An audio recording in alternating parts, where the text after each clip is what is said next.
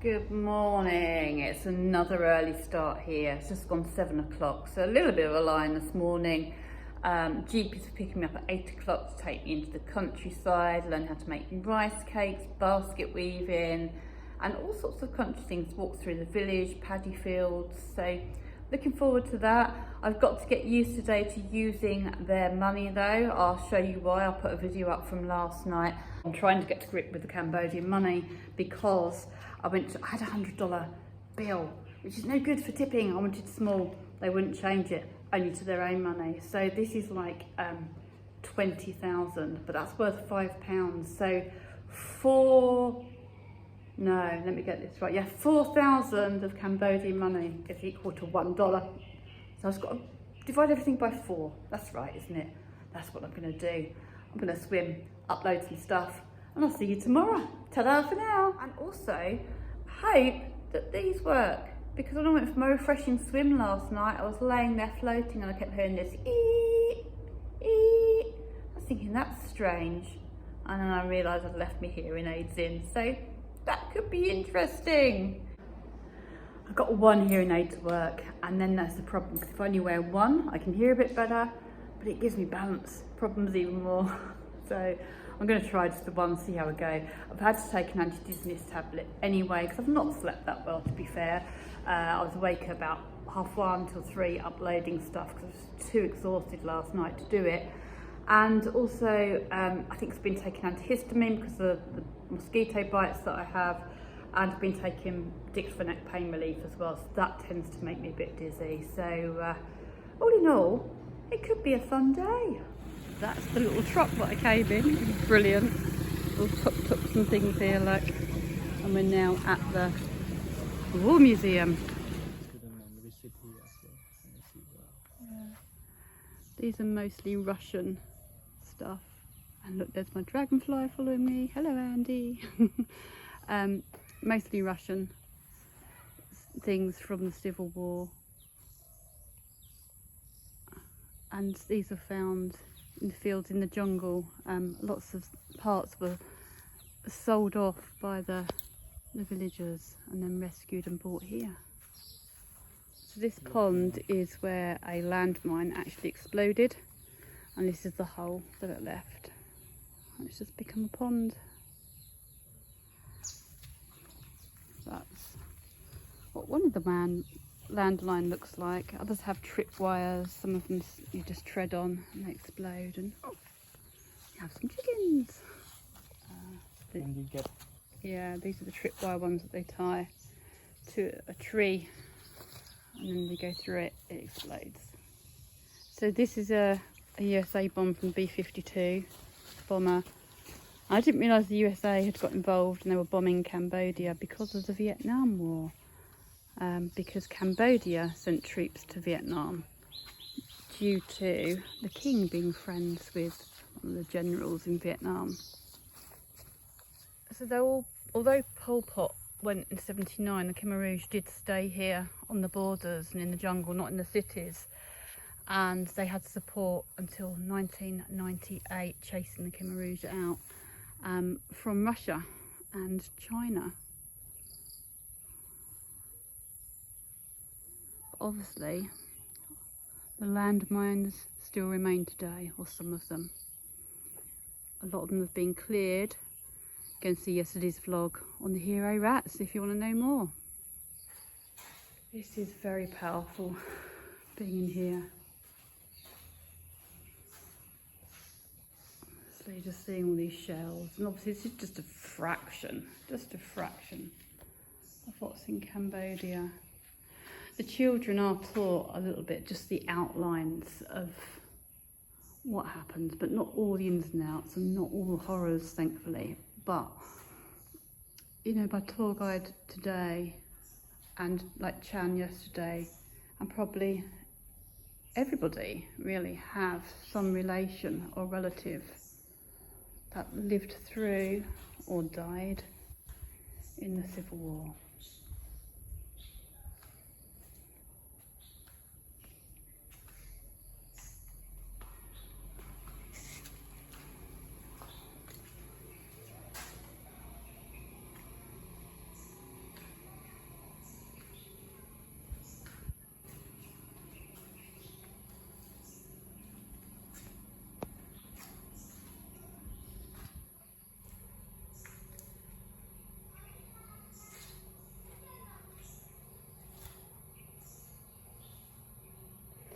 remember some of the Khmer Rouge as well were just children trained to fight. Thanut was just telling me that these, in his hometown when he was a kid, they used to be on the mountains and they'd find them when it rained at the top of the mountain, and the next day with the rain they'd come down. And they had scrap dealers, and one kid picked one up not knowing what it was and took it to the scrap dealer, like on his push bike. Like the scrap dealers on the push bike collecting all the metal and plastic. He'd stay away. And they did have some people coming around the villages educating, but mostly Thanut and that found out what these were. What are they? They're some sort of bomb. Bomb. And whose bombs are they? Do you know where they're from? This one is from the plane. From the plane, so air bombs. And he found out about them from in the village they had 2 TVs, and he'd go in and watch from 7 to 9, and that's where he found out about it, from a neighbour's TV. And this is a cluster mine. So this is a smaller one, but this is what a lot of the amputees stood on. Some pictures here of landmine victims. Obviously some fought in the war, others became victims after the war. Displaying the children on behalf of the landmine victims today, our children. As we were coming away from the museum, a helicopter flew overhead, and I was looking to see it, and Thanut said that the kids now run outside to see it, but when he was little, he was born in 1993, his mother and father would scoop him up and go down to the basement, because they didn't know what was going to be happening. So I saddened when I think that's only 30 years ago. Through there is the old airport runway.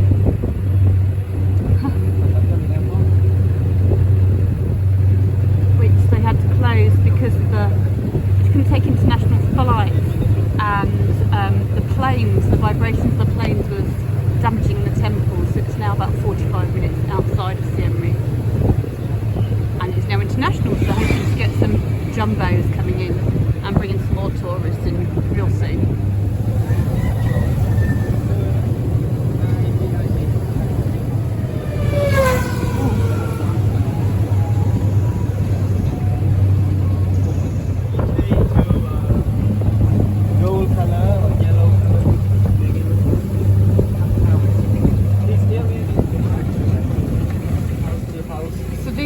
That you see everywhere, and Thanut was just telling me that I kept thinking these are bottles. This is actually petrol, and this is what the locals use. There's like 1 to 2 litres a day. You don't go anywhere else. So if you stop for petrol out in Cambodia, this is what you need to look for.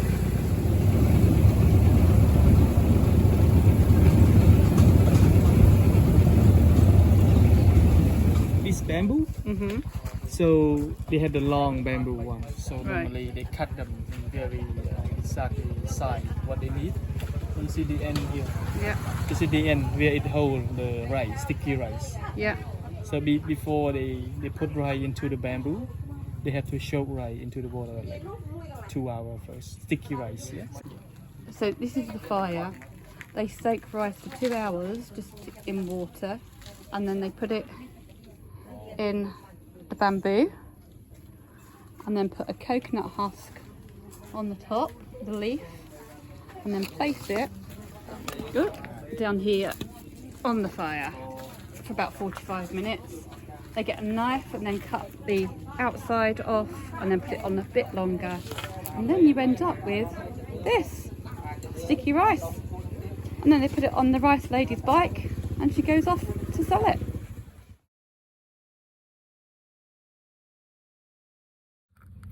This is how you open it, you just break it.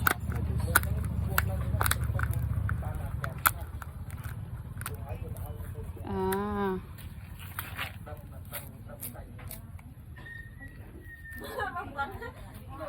Now we're going to try some sticky rice. In the rice we've got rice and we've got coconut milk and what are these? And beans. Yeah. Black bean, coconut meat, coconut meal, sticky rice, And sticky rice. and Yeah. some sugar as well. Oh, sugar, naughty sugar.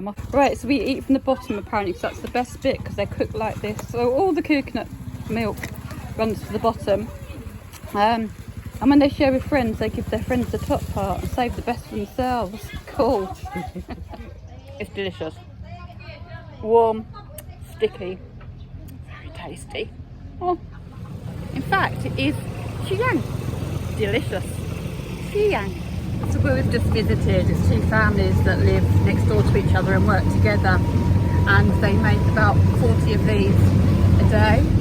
And then when they go off on the bike, they ride around the different villages and sell them. And each one of these, the big ones, is about $1. The smaller ones about 75 cents. And farmers nut buy them when they're going out to work in the paddy fields, because they take it for their lunch. Thanut was just telling me that a lot of the locals who live in the countryside and the villages, they're kind of self-sufficient. They raise their own chickens, water buffalo and vegetables, and they only go and buy sort of, they want pork and stuff, then they'll go and buy meat, but otherwise they are self-sufficient. They live off their own land, and then they will also, if they grow lots of vegetables, or the motorbikes I keep seeing, they just load them up to ride around the other villages and sell them. And they also go to market twice a day. They go early in the morning for their lunch, which they eat early, about 11:30, and then they go again about 3 o'clock for their dinner, which they eat about 4:30, because once it gets dark, a lot of the mosquitoes come out, so they kind of don't want to be cooking, and I guess they just hunker down for the night. Oh, it's bouncy here. And that kind of explains why I see so many cows in people's gardens. Skinny, but cows nonetheless. We're now at a Buddhist temple, and this is something I haven't seen before. I've seen lots of temples, but this is called a stupa, and it's where they put the ashes after cremation, in little urns inside there. Buddhists believe in reincarnation. Some traditions believe in reincarnation after 49 days. So this is the Hindu side of the temple, because if you've seen earlier vlogs, you would have heard me say that this used to be, Cambodia was a Hindu country, and between the 9th century and the 12th century it kind of went backwards and forwards between Buddhism and Hinduism. And one of the kings, his parents were Hindus, but he was Buddhist, and he built like 500 temples. But then when the next king came in, he was Hindu, and he shattered a lot of them and destroyed them. So a bit like King Henry VIII really. But since the 12th century it has been mostly a Buddhist country. But as I also said earlier, that Hindus believe that Buddha is the reincarnation, or the final reincarnation, of one of their Hindu gods. And these are all stupas. And years ago, when the population wasn't that great, that big, they would have one of these personally, but now the country is growing. They can build one, but then other people can have their ashes join in. Thanut was just telling me that the original religion here was called animism. No, not animism, animism. Animism, which was more to do with, I'm going to let him talk, it's more to do with animals. Yeah, with our ancestor spirit, you know, our grandma, grandfather, tree spirit, animal spirit. Yeah, we believe that. Yeah, and the 4 elements, you believed in the 4 elements as well? Yeah, that's so right. That's earth, fire, wind, water. Yeah. Cool. So this is West Barai. It's a man-made reservoir that's 2.5 kilometres wide and 8 kilometres long. And down that way is Angkor Thom and Angkor Wat, which Angkor Wat has a moat around it, and it gets its water from the streams that come off of the mountains, and when it opens its dams in the dry season it will give water to this reservoir so that people can continue to water the fields, the paddy fields, and also wash, cook and drink and fish too. little fishing boat, look. I presume that's what it's for. These marked poles here is where they put the nets of fish. This is absolutely the worst road I've seen so far. Whoa. Good job we're in a jeep.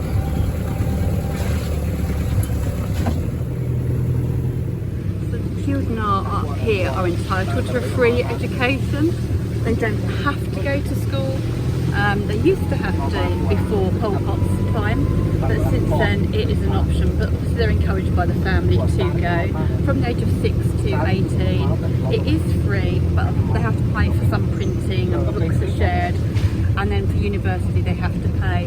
The other option is to come and live somewhere like the Buddhist Temple that we've just been to, where they can get an education and they're like junior monks until the age of 21 when they become a fully fledged Buddhist monk. If that's what they choose to do, they're not forced to do it. But it's good to see that there is education here on offer for all that want to do it. Yes, this is a road. Oh, we're going off-road.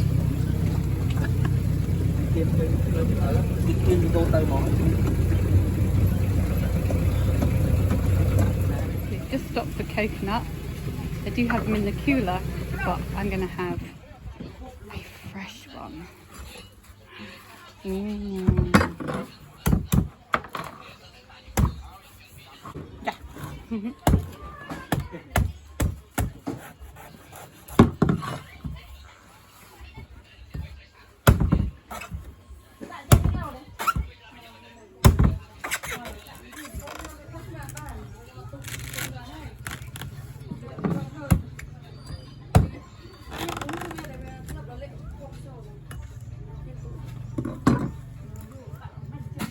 Fresh coconut.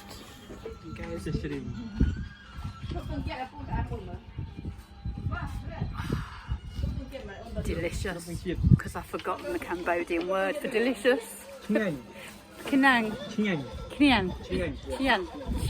So this is the bit where I'm editing and I realised that I didn't record a bit I wanted to record. I recorded the floor instead. So what I discovered at this place is it's a local restaurant and that the lady there cooks noodle soup every day from beautiful fresh vegetables, which of course I've forgotten what they were now. But it was beautiful. I couldn't have the noodles because of the gluten in, although it might have been alright because it's mostly rice flour I think they grind down, but I didn't want to take the risk. But that's where people come for their dinner or breakfast or lunch. It's just amazing because it was just there on the side of the road on the reservoir, and that is their restaurant. I'll put the photos in now of the beautiful food though.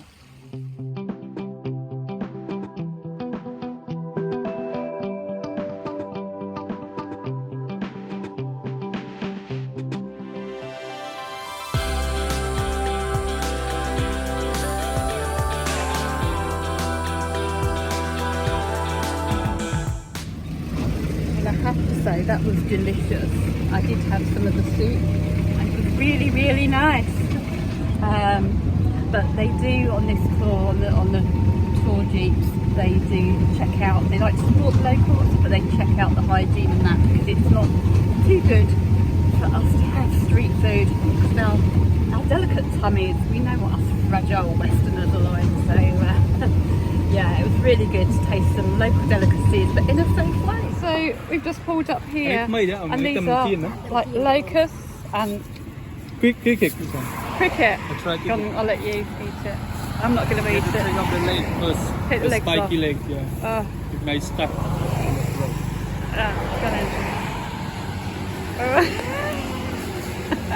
I'm cringing here.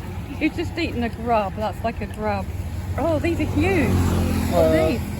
Grasshopper. It's grasshoppers, crickets, grubs. Silkworm. Silkworm. Water beetle. Oh, water beetle. I'd eat the onions. Chili. The chili. Normally when we buy, they put some of this Put it to in. make the flavour. Yeah. Wow. Another quick edit because I'm perfect at being me today. He'd just eaten a grub before he ate the cricket. He was actually eating a cricket in the film. That's what I meant. He'd already eaten a grub and now he's eating crickets, and Nice. He's actually buying some to take home for his snack later. Not for me. But good to see. He'd be good and I'm a celebrity, get me out of here, wouldn't he?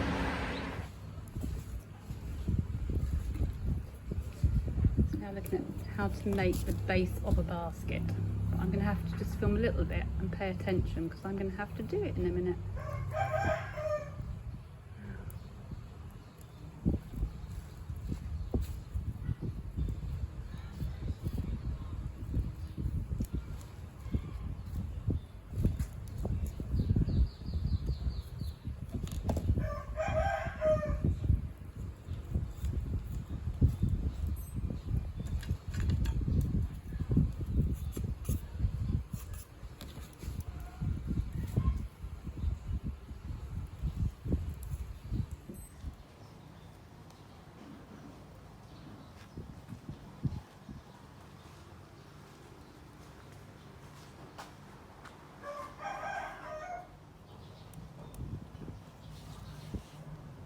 It's actually very relaxing. Yeah. And, take a look around. Yeah. Yes, this lady has learnt weaving from her mother and she does it with bamboo, rattan and reeds. And this is to keep the fish in. And this is a fish trap. Fish trap. See the bubbles and step The over water them. beetle, yeah. That one we catch water beetle. Oh, water beetles. We catch them. I use that a lot. That's why. You use When that a I lot. catch them, yeah. You catch them Yeah. and then water cook beetle. them Yeah. and eat them. Yuck. Yummy. Chewy. The Thanut was just saying it's quite rare to see this now. It used to be the women, especially women, it used to be the women in the house and the men knowing how to make the fishing stuff. But there's even a kitchen tool here which you put the coconut in and squeeze to get the coconut milk out the bottom, but a lot of this has all been replaced by plastic. But I've bought this beautiful bag made from water hyacinth leaves and reeds, which is beautiful. It's $15 and took a whole week to make. I love it. So this is the water hyacinth, which is green, and they dry it and then they dye it and then they make it into that. Amazing. How cool. I'm now back at the pool after an absolutely amazing half day. Thank you to the Jeep Tours and Thanut, whose name I keep mispronouncing. You know me, I get everything mixed up, including my words, but it's spelled Thanut. So any variation of that name you've heard me say, that's how it should be. Thank you. Welcome to Thanut and his driver, who are both amazing.